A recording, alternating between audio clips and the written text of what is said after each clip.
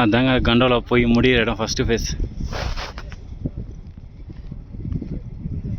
இன்னும் கொஞ்சம் தூரம் தான் போயிடலாம். ஆனால் ஃபுல்லாக மேடு ஏறணும். எவ்வளோ மேலே எவ்வளோ தூரம். ஓகே, ரோப் இறங்கி தான் போய் சேருது.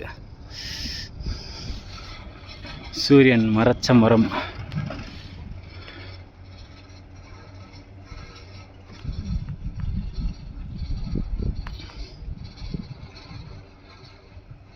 வீல் சுற்றிட்டே இருக்கு.